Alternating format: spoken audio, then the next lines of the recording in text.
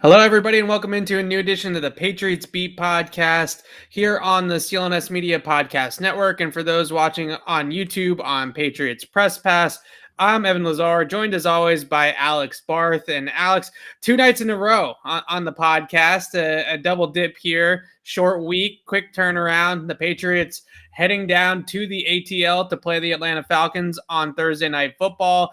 And I think the best way to describe this game at this point of the season, Alex, is just take care of business, right? I don't TCOB. I don't think we necessarily need to see the style points that we saw against the Cleveland Browns in a short week. Take care of business, win the football game against an inferior opponent. And I truly believe the Patriots are at the point in time now that we can say, not taking anybody lightly, but they should win these types of games, right? They are the better team. They are the hotter team, that's for sure. And they should go down to Atlanta and beat the Falcons and come away with a victory. And then let's get ready for the Titans. Yeah, real quick, because I see it in the chat there. Way too early Patriots draft crush. Darian Kennard, offensive tackle, Kentucky. He talks a lot about Darian Kennard. I think he's good. Total TCOB game. It does feel a little trappy. Home teams win disproportionately on Thursday Night Football. Yep. What I did find interesting today is when the injury report was released, the Falcons, half of it, indicated that it was another projected injury report, like on Monday, that when they didn't practice. The Patriots did not say it was projected. So I don't know if they just didn't put it, or potentially they had some, even just a walkthrough today. Right. So the road team is coming in more prepared in terms of practices, which is very, very rare on Thursday Night Football. But it's a perfect way to put it. It's a big time TCOB game for the Patriots. I'd play some BTO if YouTube wasn't crazy about the music copyrights. Like, that's just, you go in, you get the win, you get out, and then they got 10 days to prepare for a really good Titans team. Like, that's the best case scenario. It doesn't need to look pretty. Here's the other part about it. They haven't had their bye week yet. Right. I mean, here we are. It's almost Thanksgiving. This is like a mini bye week, right? So if you just get to this point, get this win, and then you get 10 days to get yourself right. And I think they could really use those 10 days. So TCOB, BTO, however you want to put it. It's that kind of game. Right. Pick and letters. Right, and not to look ahead. We can look ahead. The team should not look ahead, but we can look ahead, and you see the Tennessee Titans and the Buffalo Bills as the Patriots' next two opponents before the bye. So this is one of those games, once again, as we keep saying, they're the better team. Take care of business. Get the victory. Now, you mentioned the trappy aspects of this game, right? A short week, Thursday Night Football, team riding a 4-game winning streak. Maybe you start reading some of your press clippings, some of your headlines, get a little ahead of yourselves in terms of where things are headed for the Patriots. And the other angle, and I know you had that tweet earlier in the week about Matt Ryan's experience versus some of the quarterbacks. Got it right here if you want me to read it. Yeah, and on top of that, just also looking at it as Matt Ryan is a veteran quarterback going up against a rookie and Mac Jones outside of what the Patriots have faced the last 4 weeks. If there is any sort of trap element to this, it's that Ryan is still a very, very good quarterback when the situation around him is decent. Right. He's not going to have all of his playmakers, but when he still has guys out there that can get open and the line's protecting him, he can pick you apart just as good as he could in his MVP years. And aside from that, Mac Jones has never gone through a Thursday Night Football game before. Nope. He has never played in this short of a time frame. He owned that. Not that he was hiding anything, obviously, but he owned that yesterday at the podium and said, no, I've never done anything like this before. I never did it in college. I never did it in high school. So Ryan's been around the block. Ryan's been around Thursday Night Football before. He's not Sam Darnold or Justin Herbert or one of these young quarterbacks that you're going to fool with a bunch of bells and whistles defensively. And that's why I truly feel, starting with the Falcons offense against the Patriots defense, this is a game that in a lot of ways is going to just come down to Jimmys and Joes. We talk a lot about X's and O's on this podcast, but I don't think you're going to go out there and start disguising and rotating coverage on the back end and confusing Matt Ryan. He's seen too much. He's been around the block too many times. This is one of those games where you just kind of have to man up and not get beat by Russell Gage, right? And some of these other depth players that are going to play a lot of snaps for the Falcons tomorrow night. Yeah, so I'll give you the numbers here. I just need to double check one thing, but I'll give you the numbers on why Ryan sort of stands out. Yeah, okay, I thought so. If my phone would unlock. So here are the numbers. The 6-game stretch the Patriots are on, right? They've won 5 of the last 6. The only loss in there was in overtime to the Cowboys. Right. The 6 quarterbacks they faced in that span, heading into whatever game they faced them, career starts. Davis Mills, 2. Dak Prescott, 74. Zach Wilson, 5. Justin Herbert, 20. Sam Darnold, 46. Baker Mayfield, 53. So Dak's the highest at 74. In 3 of the 6, 20 or less. 2 of the 6, 10 or less career starts heading into the game. In total, it's 200 starts of experience between the 6 quarterbacks. This is Matt Ryan's 215th start. Right. He has more than all those guys combined. And even if you go back to the beginning of the season, this is only the second time the Patriots have faced a quarterback with more than 100 career starts. Jameis Winston is 77, slightly ahead of Dak, but it's just Tom Brady is the only other quarterback who has this kind of experience. So this is some unfamiliar territory for a young Patriots defense. The flip side of that is, and as much as Bill's talked about this week that he thinks Matt Ryan's been much better this year, Matt Ryan's coming off of statistically the worst game of his career, like literally the worst passer rating of his career last week against the Cowboys defense. That's okay. Yeah. Good, but not great. Patriots defense is better. And he got benched for Josh Rosen. So you're not going to be able to put him in a blender as easily. That being said, it's not like he can't get put in a blender. Right. So here's the key for the Patriots in this game. And I think the Falcons are playing some games with the injury report with Cordero Patterson, who miraculously in 2 days has gone from out earlier on in the week with a high ankle sprain to now a game time decision. So there is a chance I would say that CP plays in this game, but he's not going to be 100%. He had a high ankle sprain against Dallas on Sunday, and he's going to play 4 days later on Thursday night. He's not going to be 100%. So he's going to be out there most likely as a decoy. Today we talked to Bill Belichick, and he went on and on and on about Kyle Pitts. And it's totally understandable. Pitts is a fantastic rookie. He's one of the better tight ends in the league, probably instantly right now for the Atlanta Falcons. And the things that Belichick talked about, and I think it's really interesting, is the fact that Pitts can play outside receiver. You can line him up at the X.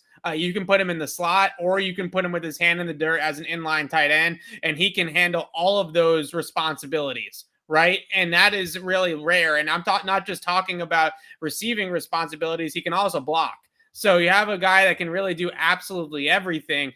But the Patriots have to go into this game, like all of us are thinking about it and saying, no, anybody but Kyle Pitts, right? Anybody else, right? If Russell Gage is going to beat us, if they're going to throw on Jalen Mills and J.C. Jackson with Russell Gage or with Tajay Sharp or whoever the case may be, then tip your cap, and those guys are just better than you that week, and that is what it is, right? So in this game, it's anybody but Kyle Pitts. I would assume that Kyle Pitts gets the kitchen sink. We're going to see jams at the line of scrimmage. We're going to see bracket coverage when he's in the middle of the field. And it wouldn't shock me one bit if on third down and when he's detached from the formation, the Patriots put J.C. Jackson on him in obvious passing situations if they do go man. But we're going to see a ton of that. One guy outside of him, one guy inside of him, and we're going to close him off and bracket him, whether it's a cone bracket or a dedicated bracket, or even just like zone coverage where both guys are kind of responsible for Kyle Pitts in one way or another. Yeah, what was the stat from PFF this morning? Kyle Pitts is like the highest PFF grade of all receivers against man coverage, something like that. So a few weeks ago, they played the Dolphins. I think it was... Was that the London game? That was the London game. And I'm looking at their schedule now. It was week 7. They played Miami, and Miami put Xavier Howard on Kyle Pitts. And Kyle Pitts had a monster day against Howard, and they trusted Howard to just take him one-on-one on an island. And Pitts had 7 for 163 in that game going up against Miami's man coverage. Do you have the yards after catch?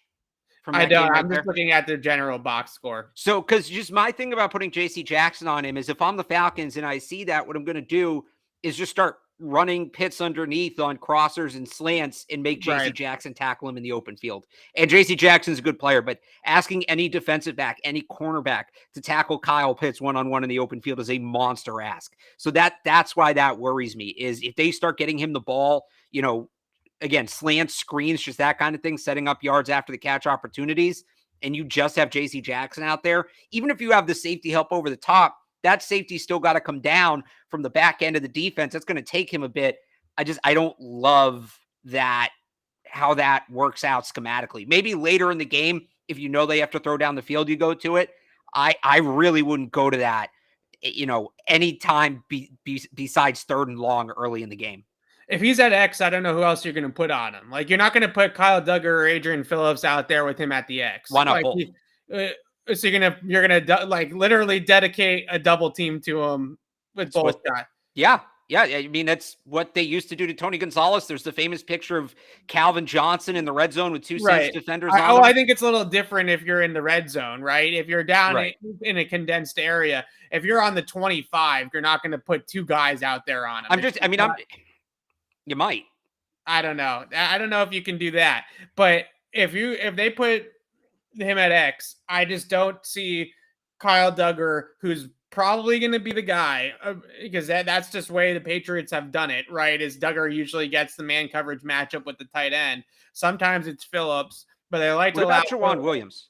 Maybe Jawan Williams gets in there in this.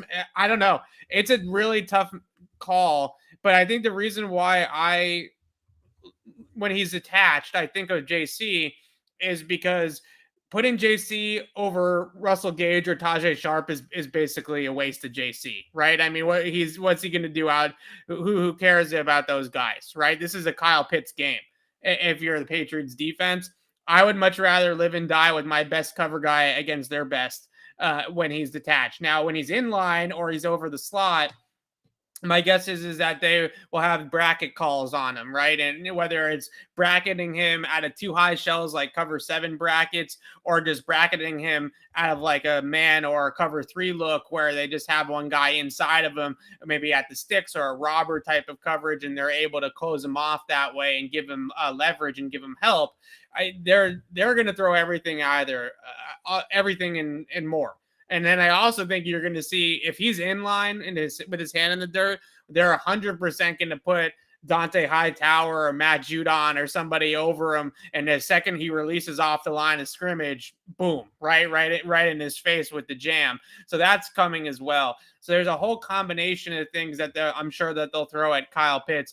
If Cordell Patterson plays, I think the most difficult part about Patterson is the scheme versatility that he gives Arthur Smith. Is it 12? Is it 11? Is he a wide receiver? Is he a running back? And then being able to figure out how to defend that package, right? Because if you're saying it's 12 and Cordell is a running back, and then you put nickel or base defense out there, well, then they can very easily just spread you out at that point and find the matchups on the linebackers, right? So that's really what Cordell brings to the table, I think, more than anything from a game plan perspective, is being able to blur the lines between personnel groupings and not knowing exactly what they're in terms of their flexibility when he's on the field. Yeah, I mean, we know firsthand what a mismatch Cordero Patterson is. I think if he's out there, you have to respect him.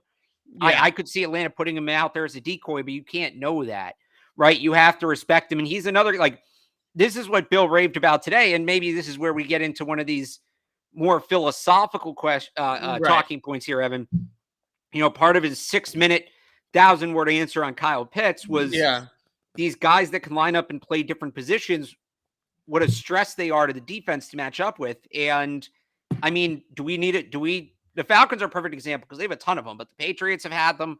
They exist all over the league. It feels like mostly Patterson, but I would even call Pitts a utility player, right? Yeah. That's truly, if we want to bring back offensive weapons, shout out to Denard Robinson, I'll go with that. But I mean, it really feels like they can put Patterson anywhere. And like Bill said, if you see a team in the huddle. All right, they got 2 wide receivers, a back, and they got 3 wide receivers, a back, and a tight end. We know what we need to do.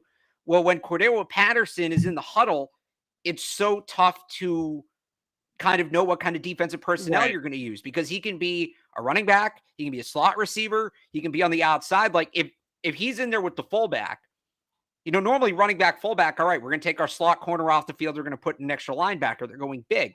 Well, now you can't necessarily do that because, all right, you put the slot corner in, well, now he's the running back with the fullback lead blocker and you're short in the box. Or you take the slot corner off and now you have a slot receiver out there and the fullback's alone in the backfield and you have an extra linebacker out there who has to go out and cover Patterson in space. So that's what makes this team so hard to defend and why Patterson's so valuable. And since I'm going on a tangent anyway, this is what the Patriots should have been doing with Jonnu Smith this whole time. He should be a utility player. But maybe they saw it this week studying the Falcons, and we see it coming out of the mini bye week here. Yeah, and just really quickly, Kyle Pitts, I think Belichick really put this out there. This is not Travis Kelce or Darren Waller, right? This is not a jumbo wide receiver in a tight end number. He can block. He can block. Oh, Waller can block. Waller's okay, but he can block. Like, I'm not saying he's George Kittle or Rob Gronkowski, but he can block. So Bill called him a cross between Julio Jones and Tony Gonzalez. Yeah, it was a lot of praise. There's a lot of praise. I don't think this is the Patriots have been great in zone coverage over the last couple of weeks. That's been the basis of a lot of these game plans that they've thrown out there. I do think that there is an element that you kind of go with what works on Thursday Night Football. You don't want to reinvent the wheel. But based off the numbers, based off of some of the things that I've seen on tape, when you go up against a veteran quarterback like Matt Ryan, it's a lot harder to play zone, because these veterans, that was always the thing with Brady, right? Was you can't play zone against Brady because he's just going to sit there and pick you apart.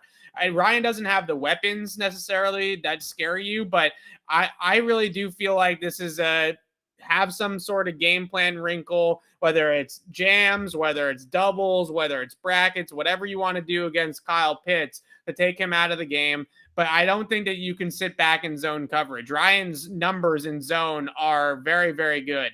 Unless you really feel like your front, which maybe you do, but unless you really feel like your front's going to dominate up front and just be in Ryan's lap all day long, it's a tough game to just sit back and cover 2 or cover 3 because Ryan's going to know how to beat that.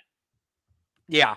Yeah. But it's tricky because they've been their best in zone. And this is where, are you a true game plan team, right? A true game plan team comes out and plays man. Well, you've got an incredibly tough man coverage player in Kyle Pitts, right? And you have a veteran, quarterback who you probably should play man against. So there's a lot of kind of conflicting. You got to pick your poison in this one. I won't lie.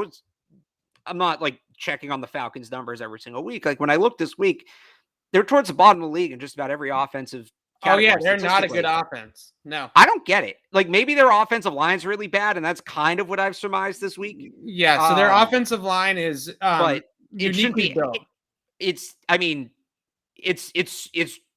jarring because their skill position players are pretty good. Like they don't have a ton of depth, but especially when they had Calvin Ridley, Pitts, Patterson, Mike Davis is your running back, Hayden Hurst too. Like that's a unit. That's a legitimate offensive unit. We would have killed for that unit last year in New England. So you can probably talk more to the offensive line than me, but it feels like they've underperformed this year, and you don't want to be the team that they find their groove against. So they're an outside zone system at the root of it, right? Arthur Smith, that's what he ran in Tennessee.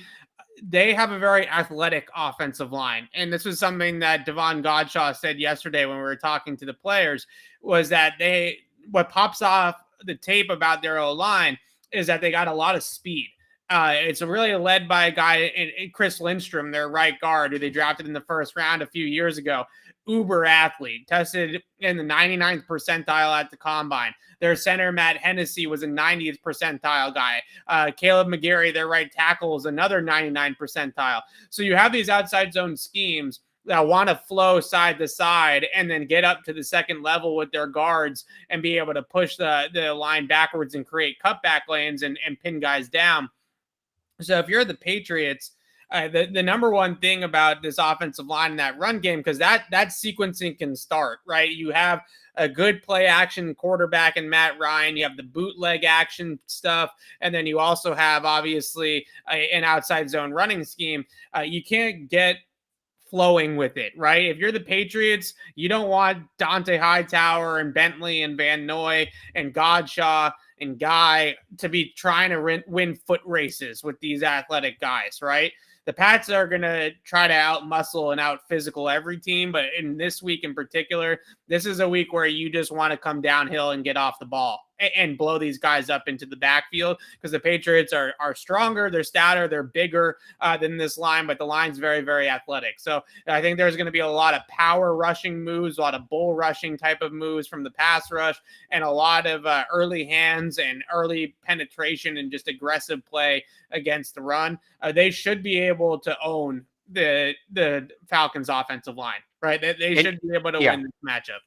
Matt Ryan's been hit 45 times this year. It's the second most of any quarterback in football. I mean, we spent a lot of the show. We spent a good few minutes on Tuesday, raving about Christian Barmore and Matt Judon and the performance they had against Cleveland. What they do in this game should put that performance to shame. I mean, I expect those guys to be constantly in Matt Ryan's lap. And that's honestly the best way to beat him. We're talking about how tough some of these coverage mismatches are with Kyle Pitts and Cordero Patterson. Well, if Matt Ryan can't get the ball off, he's got hands in his face and he can't see downfield, well, that's going to take care of that. So that's really how you beat this passing, and that's really how you stop Kyle Pitts, is you go to the source. You get Matt Ryan and you don't let him get the ball off. Yeah, that's exactly what it is. That's what a lot of teams have done against this Falcons offense, is just blow it up from the inside out, right? I mean, just take advantage of the offensive line and go from there. We talked a lot of, I wanted to lead the show with the injury report and a lot of roster moves that the Patriots have made, but we got the Kyle Pitts, Matt Ryan discussion out of the way early. Let's turn over to these injury notes here, Alex. So we talked about at the very, very tail end of the show yesterday, for people that hung on with us, about the punt return game without Gunnar Olszewski. That's not going to be a problem for the Patriots because Gunnar is good to go. He cleared protocol, as did Damian Harris. So I think the next logical question here, some other logistical moves too. Josh Uche to IR, Chase Winovich activated from IR. So that feels like a 1-for-1 swap in a lot of ways, kind of similar players. But I want to look at the running back situation as we move over to the Patriots offense. How do we feel like this running back split is going to work out with Ramondre Stevenson and Damian Harris? Because Ramondre certainly earned some touches, right? I don't think you can just put him back on the bench and not give him the ball at all. I think he did, but at the same time, like when I think about what it's going to look like this week, because I think like moving forward, big picture, it's going to be week to week. That's how they've always done it. And I like the idea that you can mix and match both of them. I don't think either one of them will be the bell cow like we saw Ramondre last week. I think they're going to keep them fresh, because that's the thing. When I talked about this on Tuesday, right? When you keep those bully ball backs fresh, and you just let them just chip away at linebackers over and over and over, and they still have their legs under them and the linebackers don't, you create an advantage late in the game.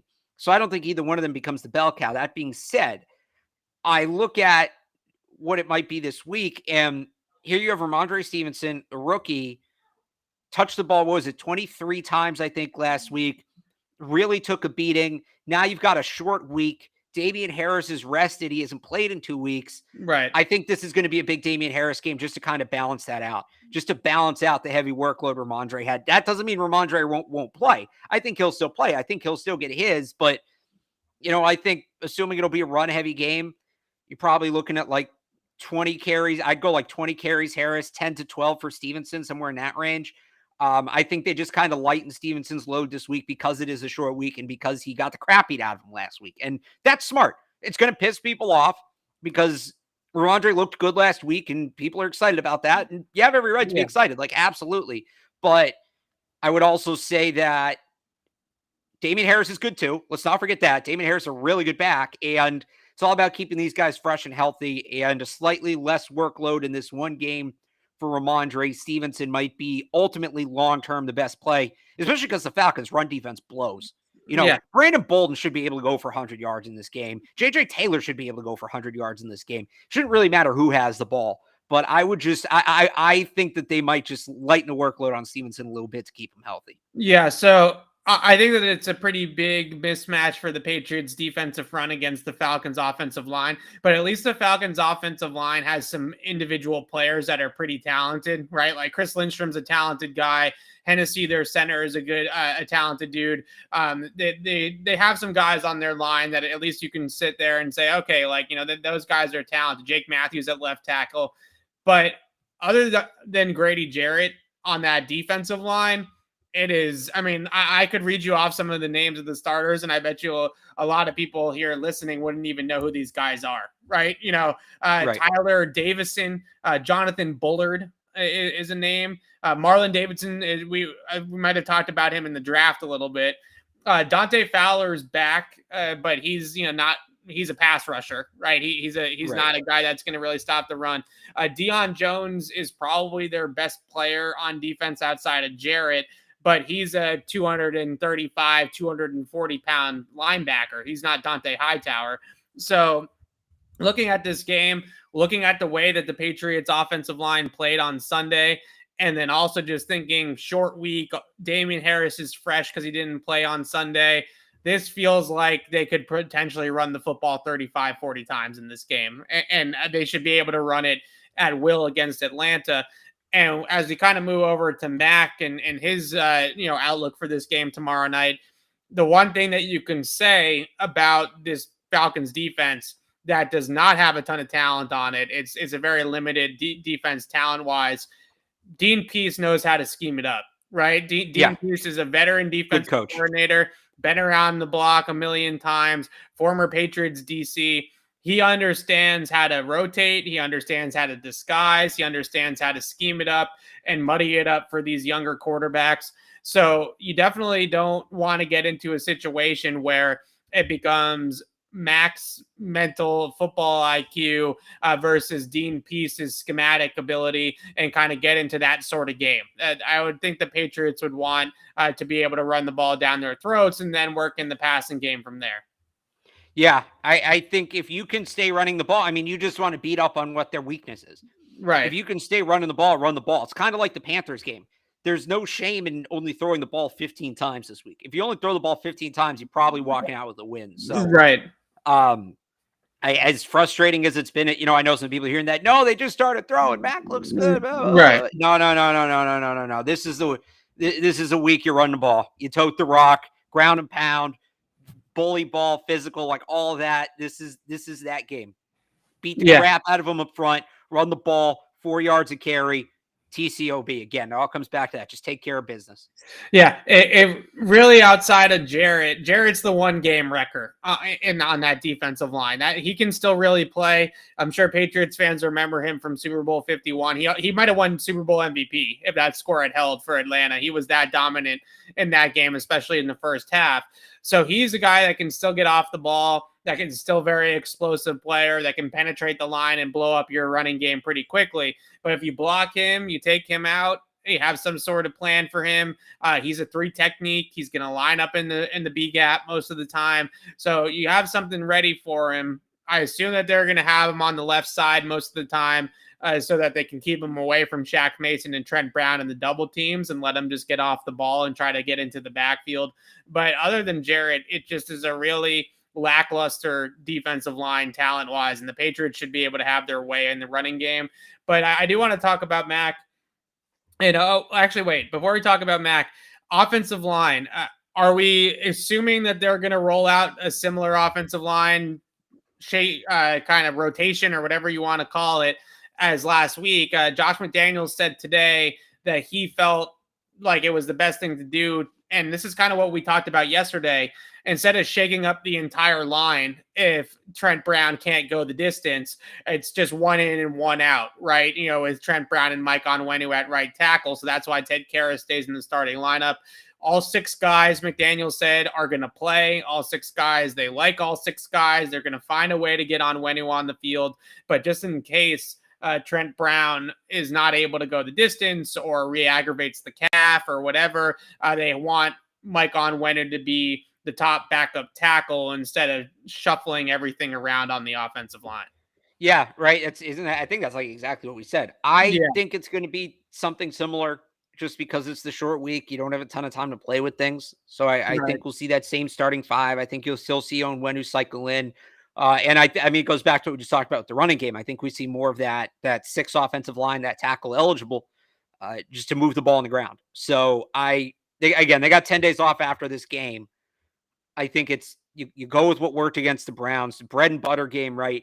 And then you reassess it when you get this kind of extended break here coming up. I think it's the same thing again this week.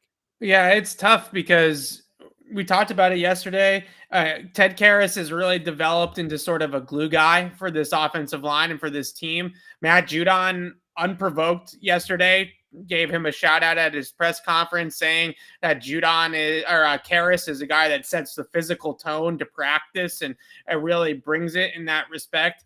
And you see that and you hear that. And you wonder, on top of the fact that it gives them kind of another center in a lot of ways to help out Mac Jones and David Andrews with the protections and with the mic points and things like that.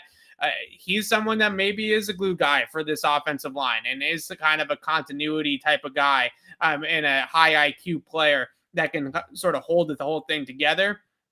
And then you also wonder with Isaiah Wynn at left tackle, who has played better in recent weeks, how much is that related to the fact that he now has Karras next to him instead of an inexperienced guard, on Onwenu? So there's a lot of things a lot of factors here with the offensive line. I do think that we might see some 6-0 line. This Falcons deep front, their run defense, I think is really vulnerable. I think there is a way if they might go 6-0 line first drive of the game, right? First offensive series, we might just see them run 6-0 line out there with Onwenu and just try to ram it right down Atlanta's throats with Damian Harris. That's kind of where I'm at with that. Let's talk about Mac, though. I think a lot of the Mac discourse, I know the national discourse and listening to the radio waves and stuff like that is just talking about comparing him to Brady, and especially 2001 Brady. And to me, I just don't understand why we need to go there. Like, does it really matter if he's better? People click on it, right? But does it really matter if Mac is better or worse than Brady was 20 years ago? I don't know why that's part of this conversation, but I think what we saw from Mac last week was taking that next step in terms of pre-snap, being able to basically know the answers to the test before the ball is even snapped. And he had quite a few plays where the ball, it's not just check downs, it's not just throws underneath. He's pushing the football down the field, and he's making such quick and decisive decisions with the ball so quickly. But like I said, this is going to be a difficult test here with Dean Pease. They don't have the talent in the secondary in Atlanta. It's not an overly talented defense in general, but Pease definitely knows how to scheme it up. Yeah, he died. Nothing to add. Yep. All right. Anything else that we want to hit on? This is not exactly the most exciting matchup. Is there? You know what? It's funny. I was thinking when we were doing the show yesterday, like we haven't done a Q&A in forever. Like we haven't taken questions in forever, and that's supposed to be a big part of the show. So do we want to just take questions? Yeah, if you guys have questions, drop them in the chat. I think 33 minutes on this Thursday night game with Atlanta is probably about as much as you could expect us to talk about this game. Can we get an early Patriots draft crush for you, since somebody asked that early on? I don't even know if I have one. It's see if you watched college football. I haven't turned the page even close to the draft yet. All right, so Andrew's been asking us this question really since the beginning of the show, so I will answer it. Yeah. Any chance this happens? Any chance that Shaq Mason is a guy that the Patriots move on from at the end of the year and free up that spot for Trent Brown to start at right guard? I put this at a very, very low percentage chance of happening, but we'll pose the question. Yeah, a lot would have to happen because you have to remember Trent Brown's on a 1-year deal. Isaiah Wynn's just on his 5th-year option. He's a guy I think they could potentially look to move in a trade. Yeah. I think those two guys move on before Shaq Mason. I think, look, it's not impossible. First off, before they cut him, they'd look to rework his contract. Like he's not somebody they're just going to get rid of. But you're right. A lot would have to happen. So I think his job security is pretty safe. He's still a very good player too, right? I mean, Shaq Mason's still a really, really good player, especially as always been a really, really great run blocker basically since the jump when the Patriots drafted him. Ted Karras is also only on a 1-year deal. So he's another player that's not under contract next year.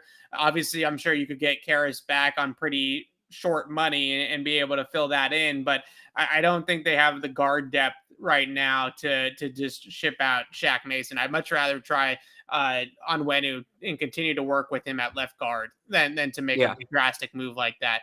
Okay, our thoughts on Barmore, Alex. He's good. He's you really don't know what our thoughts are, what my thoughts are on Christian Barmore at this point.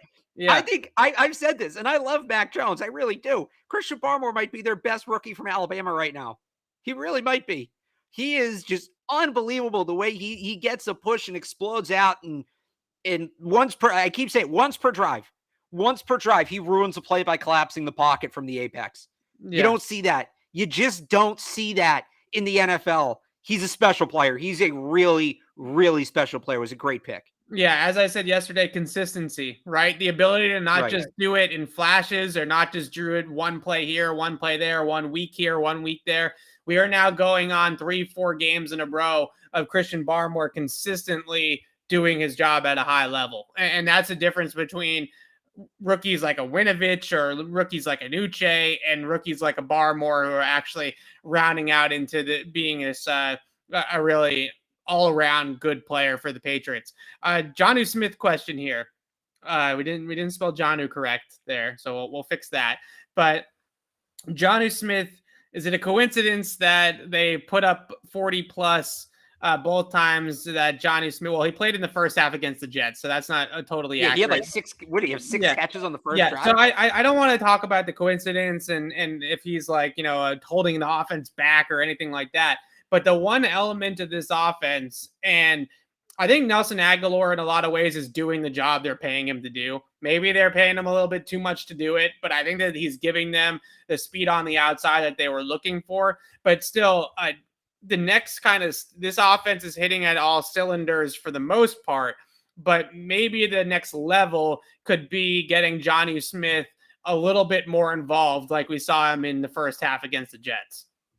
Yeah. I think it's more like what you could put Jonnu on top of what they've been doing. Like, I don't think they're playing better because he's not on the field. I think it's just they're playing better because they're clicking and it's later in the season. And if they can get Jonnu Smith involved, then this is going to be even better. Somebody asked about, because the only time we're going to get to talk draft for the next 2 months. Somebody asked which Alabama receiver in the draft, if they can take one. I don't know if you saw that. Real quick on that. Okay, go ahead. I'll find it and you. Okay. It was neither of the names on there. Jaleel Billingsley. He might be a tight end.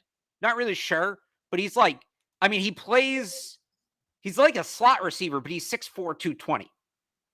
But like he's quick and he moves like a slot receiver. So he's just somebody I think is a really neat player, a really unique player. He's a guy I really like. And he's going to be like a 2nd round pick, probably 3rd round pick.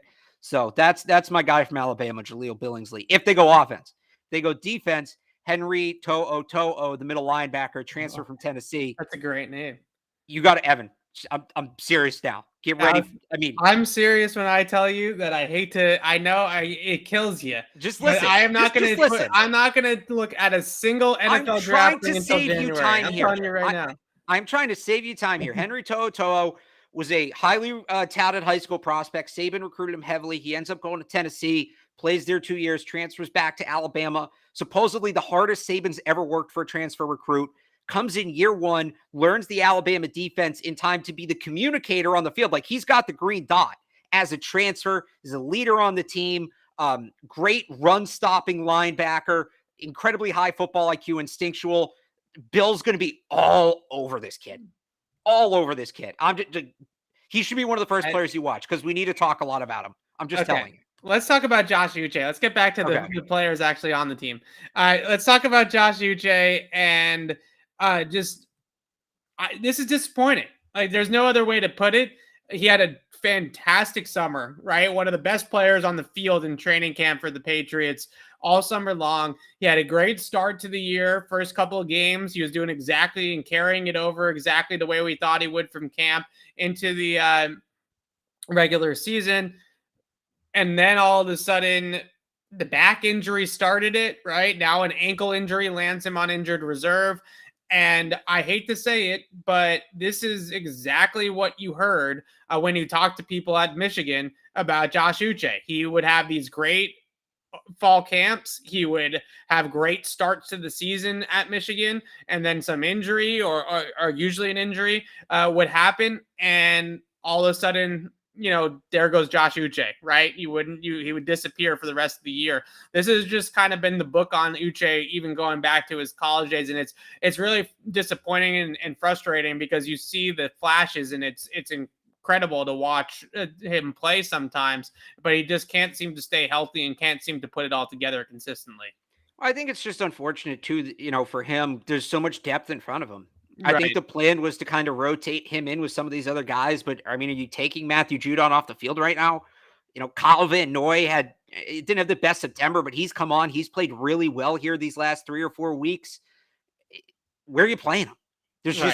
We talked about this in camps. There were going to be odd men out at linebacker. They just had so much talent there. And Uche, as good as he was in the spring, as good as he was this summer, it's the odd man out. Everybody else is playing too well, and that happens. And maybe there's still a role for him. We'll see when he comes back. I don't think it's time to totally give up on him, but yeah, he's been outplayed. It happens. It's only so many people can get on the field, and he just hasn't kind of cracked that rotation as much as we thought he might. Do we think that it's as simple as Uche, to injured reserve Chase Winovich into that role? Because they are similar players. I think Uche is a little bit more versatile than what Winovich brings to the table in terms of coverage responsibilities and his ability to kind of play in space. But that seems to me like the most logical explanation here is that Winovich goes right into that sub-package rusher role that Uche leaves behind by going to injured reserve. Yeah, pretty much. Yeah. All right. How about this question about Kyle Van Noy? Because he tweeted out something after the game on Sunday. I think Dan Orlovsky gave him a shout out on Twitter for having a good game against Cleveland. And he mentioned that he was finally getting healthy. And that was a big reason why he was starting to play better. He did have the groin injury. And he's been on the injury report every single week with the groin. So obviously that seems to be getting a little bit better, I suppose. And he does look a little bit better over the last couple of weeks and more like the player, not necessarily 19 Van Noy, right? That player seems to be maybe not here anymore, but definitely what he looked like last year with Miami. And he's starting to come on here a little bit for the Patriots. Yeah, he's playing well. I would assume it's the groin injury, right? If he's on there with that, whatever it is, he's certainly, he's played going back to, I think the Chargers game was when it first stood out. Going back to that, maybe the Jets game, he's been playing really well here. Do we want to do Ronnie Perkins? Yeah. So somebody asked the Anthony Jennings / Ronnie Perkins question. Anthony Jennings is on injured reserve. He's not playing this year. So let's just talk about Ronnie Perkins. Any chance he's active tomorrow night? Any chance he makes some noise? Where's our temperature check with Ronnie Perkins right now?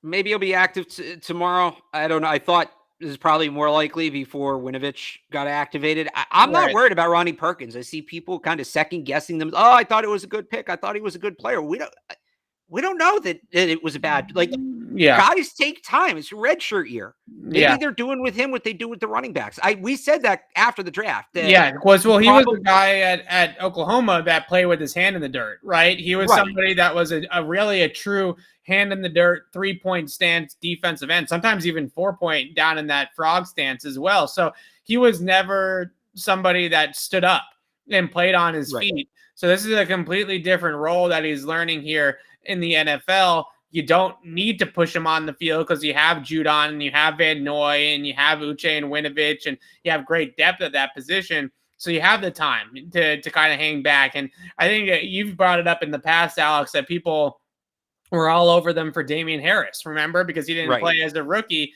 Turns out Damian Harris is better than Sony Michel and is a really good NFL running back. So I would also preach patience with Ronnie Perkins. I think that he'll have a chance to play more next year than this year. Yeah, I still think it was a good pick. I still think he can play. He just needed a year. He needed a year to refine his game, and they're in a position where they're able to do that. And that, works out. Nothing wrong with that. All right. I wanted to bring this one up. We got a lot of chatter in the chat about N'Keal Harry, and I'll say two things about N'Keal Harry. His blocking was great on Sunday. It was great.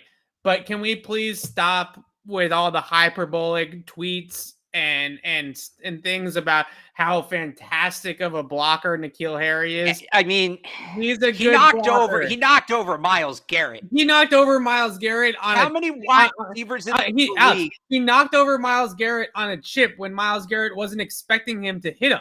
Like it's not because like that's the point. It's deception. How many wide receivers in the league? It's not like you're sitting there and Myles Garrett and he's taking Myles Garrett on head on and he's planting him into the ground. That's not how many wide receivers in the league are pancaking Myles Garrett, Evan. It's not a long list. The better block was the crack block on Ramondre Stevenson's touchdown. Yeah, he had a lot of good blocks. Better block.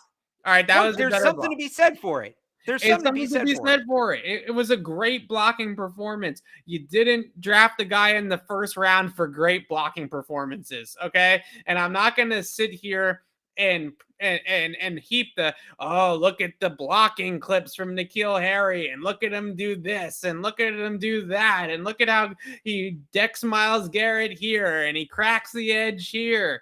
It's nice. It was a good blocking performance. They didn't draft in the block. And to be honest with you, I actually asked Bill Belichick this question a few years ago when N'Keal Harry's rookie season. I asked Bill about his blocking, and Bill himself said, we didn't draft him to block. Like, it's nice that he can block, but you need to find that clip. Yeah, but it's not why we drafted the guy. You need to find that clip like now. Right. That'd be great. It's just for the person that's been probably given N'Keal Harry the longest leash out of anybody, right? I've really stayed patient with N'Keal Harry, and I really thought that was gonna work out, but that definitely is not why they drafted him. Now, it was great that he was a good blocker on Sunday.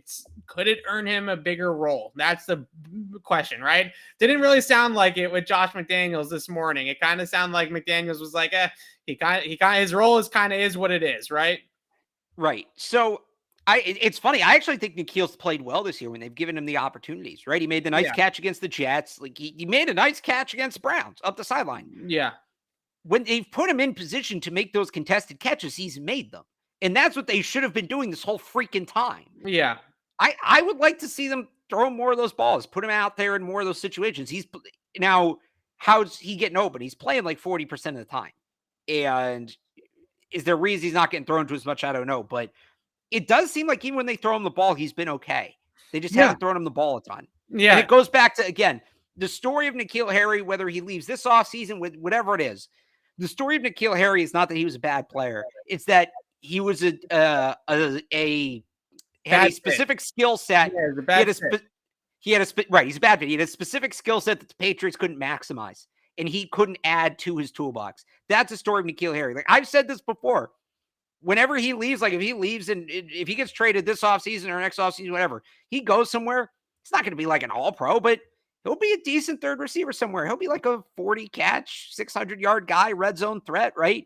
He'll have success. It's just they're asking him to do things he can't do, and he can't figure out, he can't learn the things that they're trying to get him to learn. And it goes back to, it was an odd pick. Yeah. It was an odd pick because there were guys there on the board that did the things they want N'Keal Harry to do. Like, I don't fault them for passing on DK Metcalf because I think you would have had a lot of the same issues. I don't think DK Metcalf is the guy he is now if he gets drafted in New England. We keep talking about fit with the quarterbacks and Mac Jones versus, Zach Wilson. Is DK the total failure N'Keal's been in New England? No. But is he the 1,000-yard all-pro he's been in Seattle? Also no. I look at a guy like A.J. Brown. I look at, was Terry McLaurin in that draft? Like, those are the guys I see as the bigger misses. So A.J. Brown was that draft. Debo was that draft. Terry McLaurin was that draft. And then Renfro was later in that draft, right? He gets drafted in like the 4th or 5th round. He's not overrated. I stand by that. Renfro's over. If you want... Renfro, anyway. You're talking about fit, and you're talking about what will work. Renfro would be the perfect fit in this offense, right? The problem pushed off in the national championship game. Oh my God! Still not over that. That's why you don't like Renfro. You're just that is why I don't like Renfro. I've been open about that. The only reason why look, we talk about fit with wide receivers, and N'Keal Harry's problem is that the Patriots run an offense where you need to be in a certain place at a certain time, and you need to be able to do that within the framework of the offense, because if you're not there at that time when he gets open, right, then the quarterback's moving on, right? It's the next read in the progression. So I think that Harry has a little bit more ability than what they've tapped into as a wide receiver. I do really feel that way. I just, as you said, it's just not, here is not the place, right? Here was not the place for it. AJ Brown would have been a probably good player no matter where he went.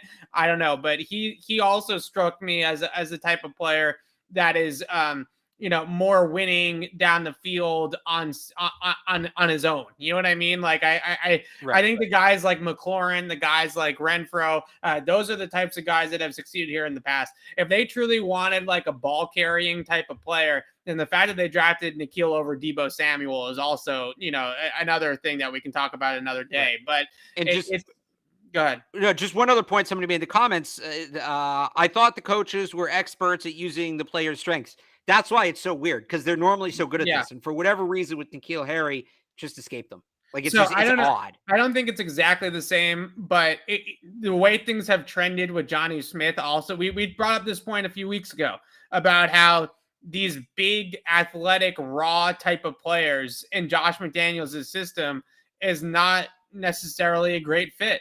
Right? The guy that's succeeding here at the tight end position is a guy like Hunter Henry, who is a technician, right? He's a route running technician. He's a smart player. He understands how to settle in zone coverages, how to get open against man coverage, and not necessarily with Jonnu, who is more of like an athlete, right? You just need to get him the football and get him in space.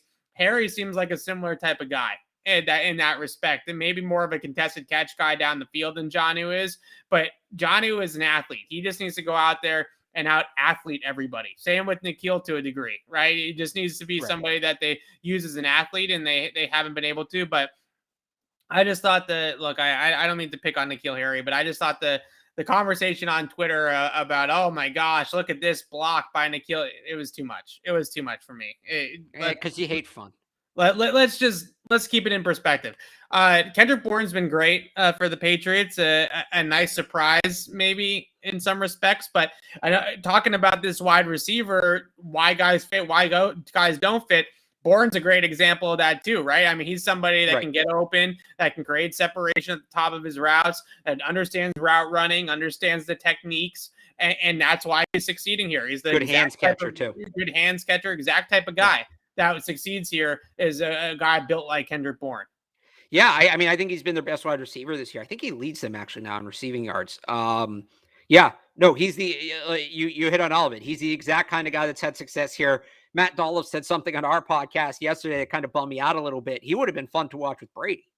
Yeah. Like, he feels like a guy that Brady could have really maximized, but it feels like Mac's maximizing him and him and Mac. I mean, how well him and Mac are working together after, getting together so recently. They've been working together for less than a year. And it really feels like they're on the same page. It really feels like they're in sync. It feels like there's something special there. So I like Kendrick Bourne, sneaky, one of their best signings of the offseason. He's a really fun player too, just watching him. Really easy guy to root for. Like, he's a ton of fun. The mic'd up, ton of fun to talk to. It's funny. He said when he signed in his introductory press conference, he was like, I think Patriots fans are going to like me. Yeah. He nailed that one. Yeah. He nailed that one. Yeah. He's a competitive dude. He's a fun dude. He's got a lot of energy. He's a good player. He's more explosive. I said this the other day too. I keep saying that. More explosive than I originally thought, right? After the catch with the ball in his hands on those end arounds and the different things that they used him as a ball carrier on Sunday, he has a different gear. I mean, I know it was late in the game and maybe the Browns to kind of let their foot off the gas as well. But that slant that he got caught from Brian Hoyer that he took like 45, 50 yards down the field, he took off. He really hit another gear and kind of hit an explosiveness there that I didn't necessarily thought that he had in his bag. Just talking to people in San Francisco when they signed him, media people in San Francisco that had covered him, they just said, look, he's Not flashy. A lot of guys compared him to like a younger Mohamed Sanu. I don't remember Sanu ever having that type of open field explosiveness, even when he was at his best and at his healthiest. So a really fun player to watch. Let's take one last one here. The Isaiah Wynn conversation. This one has probably got as many legs as I've heard any conversation that have recently is what are the Patriots going to do with Isaiah Wynn, right? Moving forward, is left tackle an area of need? I even would ask the question or pose the question, is there an offensive line that exists with Trent Brown at left tackle? Right? If maybe they feel like their 5 best guys include Brown and Onwenu, you play Onwenu at right tackle, you play Trent at left tackle, and Wynn goes to the bench. I've been patient with Wynn. I've been somebody that's believed in his talent, but $10 million is a steal for a starting caliber left tackle next year compared to what he gets on the open market. But it has not been a great year for Isaiah Wynn. He's been better of late, and he deserves credit for that. So, I mean, some of it comes down to what do you want to do with Michael Onwenu? Do you want to put him back in at guard or not? Because like we talked about, Ted Karras is leaving. Right. Let's say they do want to put him back at guard. I think what you do, they could bring back Trent Brown. I don't know what that would look like, but I think whatever happens, you draft the tackle relatively high. Because either way, Trent Brown is, what is he, 29 now? Yeah. Right. So is he only 29? Let me look that up real quick before I make this point. He is he'll be 29 to start next season. He's actually 28 right now. But you're not going to give him like a 4 or 5 year deal. Right. Not the guy you want to ask the Raiders about giving Trent Brown. Right. So at most, if you bring him back, you're going to go year to year with him. Isaiah Wynn's in the last year of his deal. I think you kind of do what they did at running back this year, where you're going to need to invest in the position anyway. Right. You do it a year too early. It's a good year to draft a tackle. You try to get a swing tackle, a guy who can play both sides. Just go back. We talked about at the beginning of the show. Darian Kennard, University of Kentucky. Look him up. 6'4", 350, I think. But he can move. He's got some. But he can move a little bit. He's not as big as Trent Brown, but it's the same general idea. But whoever it is, you draft tackle in the top 100. You go in with Wynn in Brown or Wynn in Onwenu if you need to add a guard there. And then you see what happens. If the tackle you draft isn't ready, you have Isaiah Wynn for $10 million. It's a good deal. And then you hope that guy slides in next year.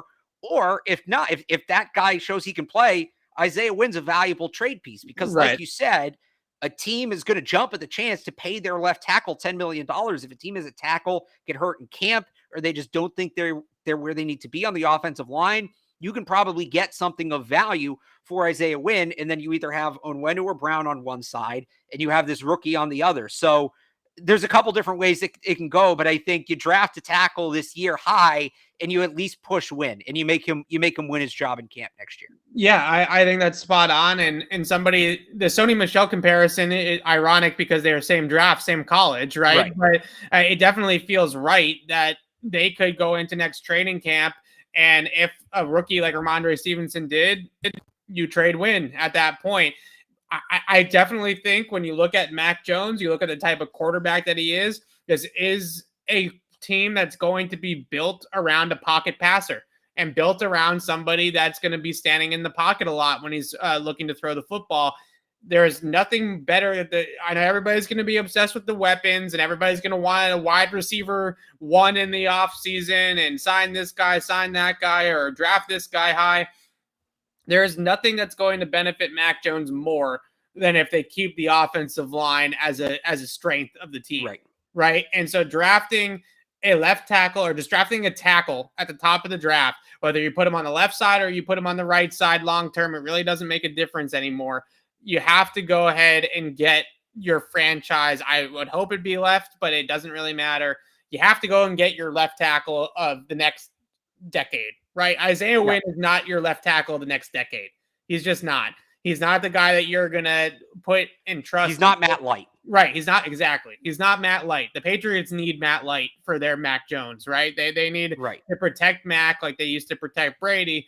And that's got to be a priority number one to me, and maybe even more so than corner or linebacker, which I think are two other needs that they're really going to address. I would say left tackle has got to be number one on the list for the type of offense and the type of quarterback that you have. because they're going to want to be able to run the football, and they're going to have to priority number one be able to protect Mac for the long term, because that's just the type of guy that he is. So yeah, exactly. They need their Matt Light. Nate Solder got a bad rap here in New England. He was pretty solid for a while too. Go ahead and get that left tackle that can be the guy there for 5 to 10 years. Isaiah Wynn's not the answer for the long term. And I just looked it up just for the record. Kennard, 6'5", 350.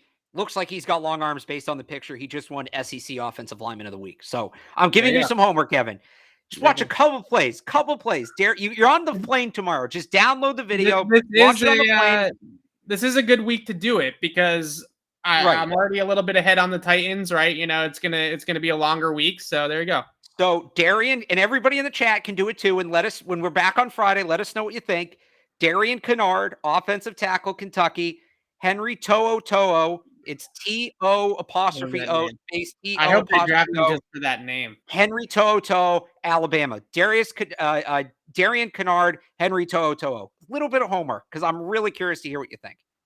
All right. Well, that about does it here today. First 30 minutes or so, if you're just checking in now, are our Falcons-Patriots preview. Then we just answered some questions here on the back half. Alex and I will be back on Friday afternoon to recap this game against the Atlanta Falcons and the Patriots on Thursday night. I will be down in Atlanta, so make sure to keep it right here on Patriots Press Pass and on clnsmedia.com. Follow Alex, Real Alex Barth, and at 985.com or 985thesportshub.com, right? It's a long 985thesportshub.com. Yep. Yeah, there you go. And we'll be back on Friday afternoon to recap this game. Probably talk a little bit about the Titans, who are in a really interesting spot. They've won the last 2 weeks without Derrick Henry, but it hasn't really been the same, right? They beat a Saints team with their third string quarterback or whatever it was, Trevor Siemian starting, and then they beat the Rams 2 weeks before that. And it doesn't really seem like the Rams are playing great football right now. So I don't know. We'll see what happens with the Titans. I'm not sure the Titans are necessarily as good as their record indicates without Derrick Henry, but we'll get to that on Friday. And then early next week, we'll discuss the Titans a little bit more. So keep it right here, Patriots Beat, and we'll see you guys Friday afternoon. Thanks so much for listening. We'll see you then.